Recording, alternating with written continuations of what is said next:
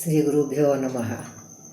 ವೇದಪೀಠ ವಿರಿಂಚಿ ಭವಶಕ್ರಾದಿಸುರ ವಿಜ್ಞಾನದಾಯಕ ಮೋದ ಚಿನ್ಮಯ ಗಾತ್ರ ಲೋಕ ಪವಿತ್ರ ಸುಚರಿತ್ರ ಛೇದ ಭೇದ ವಿಷಾದ ಕುಟಿಲಾಂತಾದಿ ಮಧ್ಯ ವಿದೂರ ಆದಾನಾದಿ ಕಾರಣ ಬಾದರಾಯಣ ಪಾಹಿ ಸತ್ರಾಣ.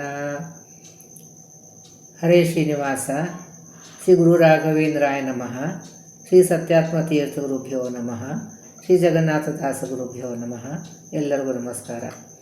ಪಂಚತನ್ಮಾತ್ರ ಸಂಧಿಯ ಸಾರವನ್ನು ನೋಡ್ತಾ ಇದ್ದೀವಿ. 15ನೇ ನುಡಿ ಆಗಿದೆ. ಈಗ 16ನೇ ನುಡಿಯನ್ನು ನೋಡೋಣ. ಜರದಳ 27 ಹರನೊಳಗಿರೋಣ 28 ರೂಪದಿ 2827 ನೆಪ. ಎಲ್ಲ ತಿರ್ಗಾ ಎಲ್ಲ ತುಂಬ ಸಂಖ್ಯೆ ಬರ್ತಾ ಇದ್ದಾರೆ ಅಂತಂದರೆ ಫಸ್ಟ್ ಟೈಮ್ ಯಾರು ಅಧ್ಯಯನ ಮಾಡ್ತಾ ಇದ್ದಾರೆ ಅವ್ರು ಗಾಬರಿ ಆಗ್ತದೆ. ಈಗ ಗಾಬರಿಯೋ ಕಾರಣ ಇಲ್ಲ, ಸತತವಾಗಿ ಪಾರಾಯಣ ಮಾಡ್ತಾ ಇದ್ದರೆ ಬರ್ತದೆ. ಅಂತೂ ಆ ಸಂಖ್ಯೆ ಕೊಟ್ಟಿದ್ದಾರೆ ಅವರು. ಆ ಸಂಖ್ಯೆನ ನಾವು ಬಹಾಟ್ ಮಾಡಬೇಕಂತೇಳಿ ಯಾರು ಪರೀಕ್ಷಾ ಕೂತಿದ್ದಾರೋ ಮಾಡ್ತಾರೆ ಅವರು. ಆದರೆ ನಾವು ಸುಮ್ಮನೆ ಪಾರಾಯಣ ಮಾಡಬೇಕು, ಜ್ಞಾನ ಸಿಗಬೇಕಂತಂದರೆ ಅಷ್ಟು ಪಾರಾಯಣ ಮಾಡ್ತಾಯಿದ್ರೆ ಅಲ್ಲಿ ಸಂಖ್ಯೆ ತಾನೇ ಬಂದುಬಿಡ್ತದೆ. ಇಲ್ಲಿ ಜ್ವರದೊಳೆ 27. ಜ್ವರ ಅಂತಂದ್ರೆ ನಮಗೆ ಜ್ವರ ಅಂದರೆ ಯಾವುದೇ ಆರೋಗ್ಯವನ್ನು ಕೆಡ್ತಿಲ್ಲ ಅಂತ ಜ್ವರ ಅಂತಿಲ್ಲ ಅಂತ ಇದ್ದಾರೆ. ಇಲ್ಲಿ ಜ್ವರವನ್ನು ಅಂತಂದರೆ ಇಲ್ಲಿ ಜ್ವರ ಅಂತಂದರೆ ಯಾರು? ಅದು ಒಂದು ದೇವತೆ. ಹೇಗೆ ಅಂತಂತಂದ್ರೇನು, ಭಗವಂತ ಒಂದು ಮೃತ್ಯು ದೇವತೆ ಅಂತ ನಿರ್ಮಾಣ ಮಾಡಿದ. ಅಲ್ಲಿ ಮೃತ್ಯು ದೇವತೆ ಹೇಳಿದಂತೆಯೇ ಎಲ್ಲರಿಗೂ ಮೃತ್ಯುವನ್ನು ಕೊಡುವಂತ ಬಿಟ್ಟು ಅವಳು ಹೆಣ್ಣು ದೇವತೆ. ಅವಳು ಗಾಬರಿ ಆಗ್ಲಂತೆ, ನಾನು ಮೃತ್ಯು ಬರೋಕ್ಕೆ ಹಾಗೆ ಕೊಟ್ಟುಬಿಟ್ರೆ ಆಮೇಲೆ ಎಲ್ಲ ನಾನು ಬೈಕೋತಾರೆ, ಸಾಪಿಸ್ತಾರೆ, ಆಮೇಲೆ ನಾನು ಪಾಪಕ್ಕೂ ಗುರಿ ಆಗ್ತೀನಿ ಅಂತ. ಅದಕ್ಕೆ ಭಗವಂತ ಹೇಳಿದಂತೆ ಹಾಗೇನು ಆಗೋದಿಲ್ಲ. ಹೇಗೆ ಇದು ಜ್ವರ ದೇವತೆ, ಆದಿದೇವತೆ, ಎಲ್ಲ ಮಾಡ್ತೀವಿ. ಅವ್ರು ಬರ್ತಾರೆ, ಅವ್ರು ಜ್ವರ ಕೊಡ್ತಾರೆ, ಇಲ್ಲ ಜಡ್ಡುಗಳು ಬರ್ತವೆ, ಏನೋ ಆಕ್ಸಿಡೆಂಟ್ ಆಗ್ತದೆ, ಏನೋ ಒಂದು ಆಗ್ತದೆ, ಅದರಿಂದ ಸಾಯ್ತಾರೆ. ಅವಾಗ ಎಲ್ಲರೂ ನಿನಗೆ ಮೃತ್ಯು ದೇವತೆ ಬಂದು ಮೃತ್ಯು ಕೊಟ್ಲು ಅಂತ ಯಾರೂ ಅನ್ನೋದಿಲ್ಲ. ಅವರು ಆರೋಗ್ಯ ಕೆಟ್ಟಿತ್ತು, ಹಂಗಾತು ಹಿಂಗಾತು ಅಂತ ಹೇಳಿದ್ರೆ ಅಷ್ಟೇ, ನಿನಗೇನು ಶಾಪು ಬರೋದಿಲ್ಲ ಅಥವಾ ಯಾರೂ ನಿನಗೆ ಬೈಕೊಳ್ಳೋದಿಲ್ಲ ಮಾಡು ಅಂತ ಅಂದ್ಬಿಟ್ಟು ಅವಾಗ ಒಪ್ಪಗೋತಾಳೆ ಅವಳು. ಸೊ ಇದು ಮೃತ್ಯು ದೇವತೆ ಬರೋಕ್ಕಿಂತ ಮುಂಚೆ ಎಲ್ಲ ನಮಗೆ ಬರ್ತವೆ. ಈ ಬಂದದಕ್ಕೆ ಒಂದು ಕಾರಣ ನಮಗೆ ಏನೋ ಒಂದು ನೆಪ ಮಾಡಿಬಿಟ್ಟು ಹಿಂಗಾಯ್ತು ಅದಕ್ಕೆ ಹೋದ್ರು ಅಂತ ಅಂದ್ಬಿಟ್ಟು ಅದಕ್ಕೆ ಇದೆಲ್ಲ ಮೃತ್ಯು ದೇವತೆ ಅಸಿಸ್ಟೆಂಟ್ಸ್ ಇರಲ್ಲ. ಸೊ ಅದಕ್ಕೆ ಇದು ಅಲ್ಲಿ ಕೂಡ ತನ್ನ ರೂಪದಿಂದ ಭಗವಂತ ವ್ಯಾಪ್ತನಾಗಿರ್ತಾನೆ. ಅವ್ರೊಳಗಡೆ ಕೂಡ ಭಗವಂತ ಆ ಹೆಸರದಿಂದ ಇರ್ತಾನೆ ಅಂತ. ಆ ಹೆಸರದಿಂದ ಇದ್ದಂತಂದಮೇಲೆ ಎಷ್ಟು ರೂಪದಿಂದ ಇದ್ದಾನೆ ಅಂತ. ಈ ಜ್ವರ ಅಂತಂದರೆ ಜ ವ ರ 3 ಅಕ್ಷರ ತೊಗೊಂಡಿದ್ದಾರೆ. ಅದಕ್ಕೆ ಅಲ್ಲಿ ಆ ಜ ವ ಅಂತಂದರೆ ಜ ವ ಸೇರಿಸಿ 2 ಆಗ್ತದೆ. ಅಂದರೆ ಜ ವ ಸೇರಿಸಿ ಯ ರ ಲ ವ ಆಗ್ತದೆ 4. ಚ ಛ ಜ 3 ಅಂದರೆ 4 3 7 ಆಯಿತು. 7. ಆಮೇಲೆ ರ 2ನೇ ಅಕ್ಷರ, ಯ ರ 2ನೇ ಅಕ್ಷರ, ಅದು ಉಲ್ಟಾ ಮಾಡಿದರೆ 27 ಆಗ್ತದೆ. ಸೊ ಜ್ವರದೊಳಗೆ 27 ರೂಪದಿಂದ ಇದ್ದಾನೆ.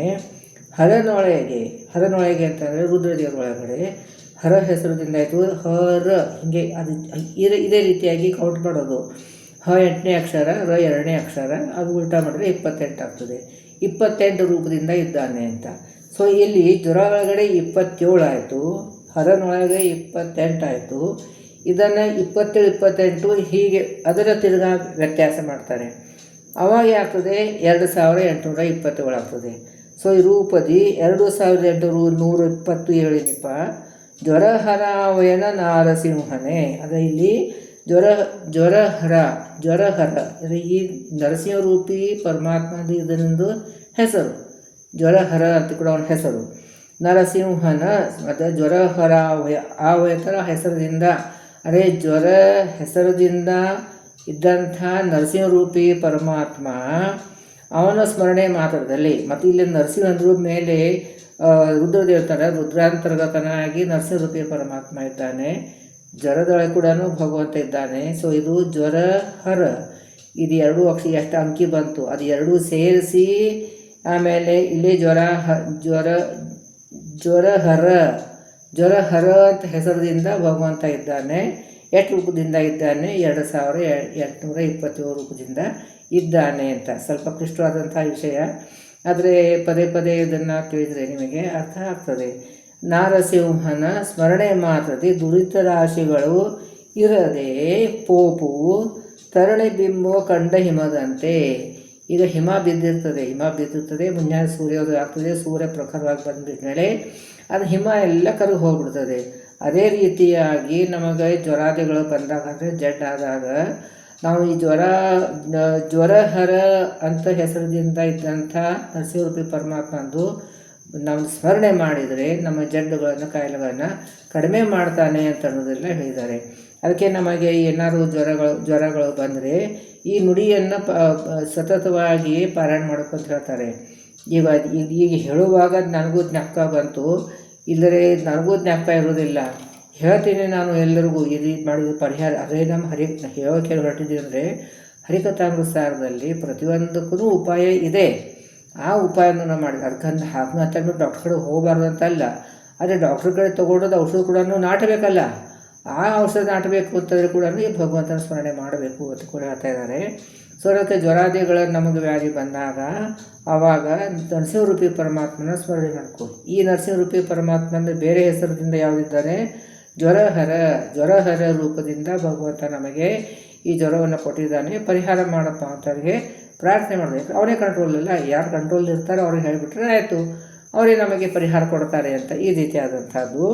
ಅದೇ ಬರೀ ಸ್ಮರಣೆ ಜಪ ಏನು ಹೇಳಿಲ್ಲ, ಬರೀ ಸ್ಮರಣೆ ಮಾಡಿದರೆ ಏನಾಗ್ತದೆ, ನಾವೀಗ ಹಿಮ ಹೇಗೆ ಸೂರ್ಯನ ಕಂಡ ತಕ್ಷಣ ಹಿಮ ಹೇಗೆ ಸರಸರ ಕರಗಿ ಹೋಗ್ಬಿಡ್ತದೋ ಹಾಗೆ ನಮ್ಮ ಪಾಪ ರಾಶಿಯನ್ನು ಕರಗಿ ಹೋಗ್ಬಿಡ್ತದೆ ಅಂತ. ಕೆಲವೊಂದು ಕಡೆ ತೂಲ ರಾಶಿ ಅನಳಪೊಕ್ಕಂತೆ ಅಂತ ಕೆಲವೊಂದು ಕಡೆ ಆ ರೀತಿ ಹೇಳ್ತಾರೆ.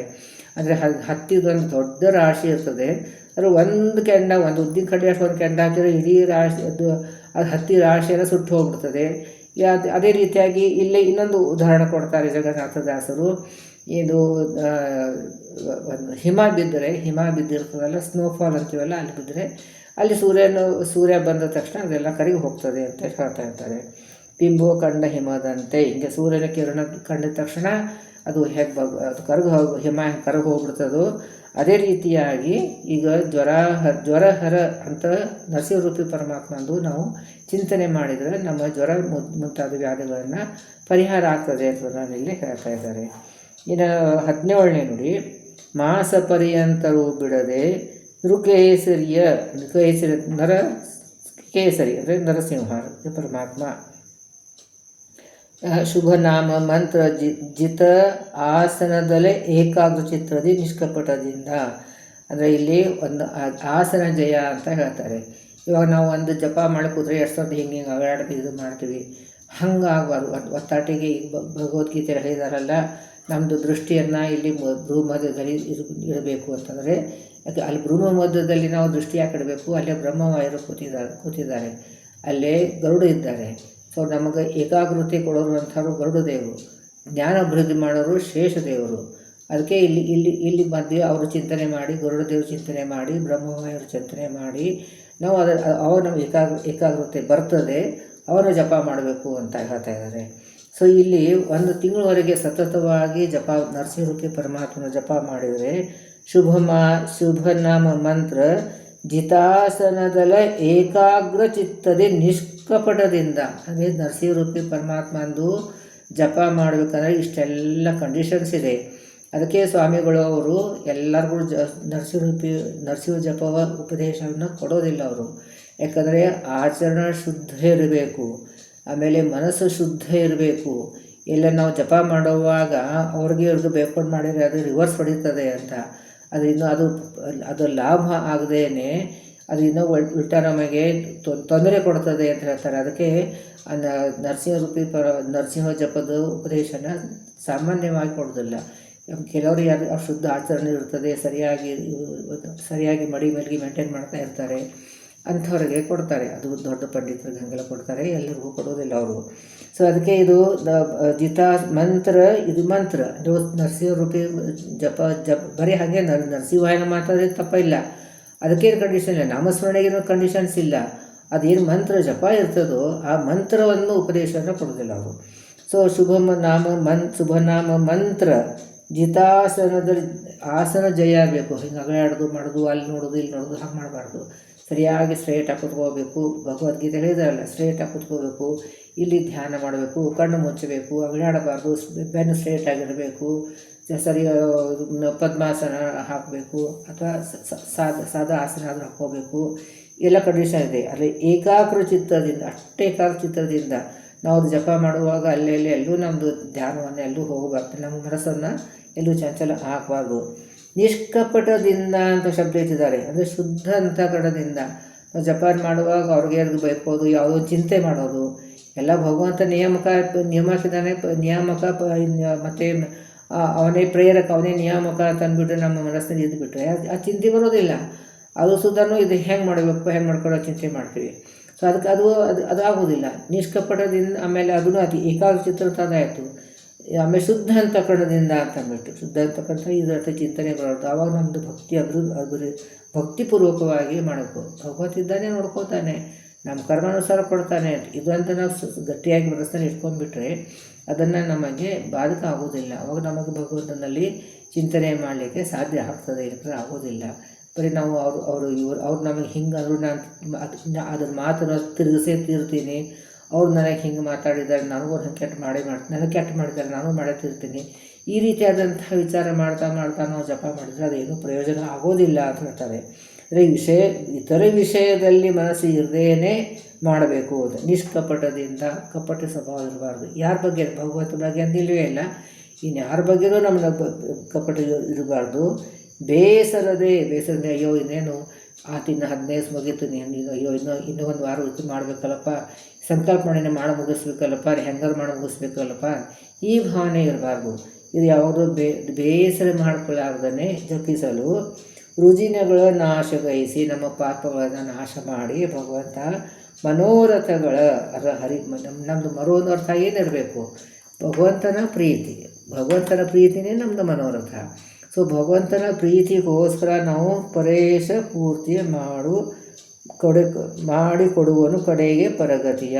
ಇದು ಪರೇಶ ಅಂತಾರೆ ಎಲ್ಲದರಲ್ಲಿ ಸರ್ವೋತ್ತಮನಾದಂತಹ ಭಗವಂತ ನಮ್ಮ ಪರೇಶ ಪೂರ್ತಿ ಮಾಡಿಕೊಡುವನು. ನಮ್ಮ ಮನೋರಥಗಳನ್ನು, ಹರಿ ಪ್ರೀತಿ, ಭಗವಂತನ ಪ್ರೀತಿ, ಜ್ಞಾನ ಭಕ್ತಿ ವೈರಾಗ್ಯ ಇದನ್ನು ಕೊಡ್ತಾರೆ ಭಗವಂತ, ಪೂರ್ತಿ ಮಾಡಿಕೊಡ್ತಾನೆ. ಇದನ್ನು ಬಂದ ಮೇಲೇ ನಮಗೆ ಮೋಕ್ಷ. ಸೊ ಕಡೆಗೆ ಅಂತಂದ್ರೇನು, ಇಷ್ಟೆಲ್ಲ ಬಂದಮೇಲೆ ಜ್ಞಾನ ಭಕ್ತಿ ವೈರಾಗ್ಯ ಅಭಿವೃದ್ಧಿ ಆದ ಮೇಲೆ ನಮ್ಮದು ಭಗವಂತನ ಪ್ರೀತಿ, ನಿನ್ನ ಪ್ರೀತಿ ಮಾತ್ರ ನನಗೆ ಬೇಕು, ನೀನು ಬೇಡ ಅಂತ ಆ ಲೆವೆಲ್ಗೆ ನಾವು ಬಂದಿಲ್ಲ. ಇನ್ನೂ ನಾವು ಕೂತ ತಕ್ಷಣ ಇನ್ನೂ ನಾವು ಜಪ ಮಾಡಿರೋದೆಲ್ಲ ಮೊದಲೇ ಬೇಡಿಕೆದು ಒಂದು ದೊಡ್ಡ ಅಪ್ಲಿಕೇಶನ್ ಹಾಕಿ ಆಮೇಲೆ ಸ್ಟಾರ್ಟ್ ಮಾಡ್ತೀವಿ. ಸೊ ಅದಕ್ಕೆ ಸಂಕಲ್ಪ ಅಂತ ಹೇಳ್ತೀವಿಲ್ಲ, ನಮ್ಮ ಜಪ ಟೈಮ್ಗಿಂತ ಸಂಕಲ್ಪನೇ ದೊಡ್ಡದಾಗಿರ್ತದೆ. ಯಾಕಂದರೆ ನಮ್ಮ ಬೇಡಿಕೆಗಳನ್ನು ಲಿಸ್ಟ್ ಬಹಳ ದೊಡ್ಡದಾಗಿರ್ತದೆ.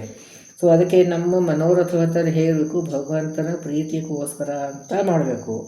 ಪ್ರೇಷ ಪೂರ್ತಿ ಕೊಡುವನು ಕಡೆಗೆ ಪರಗತಿಯ, ಕೊನೆಗೆ ಏನು ಕೊಡ್ತಾನೆ, ಮೋಕ್ಷವನ್ನು ಕೊಡ್ತಾನೆ ಅಂತ ಹೇಳ್ತಾ ಇದ್ದಾರೆ.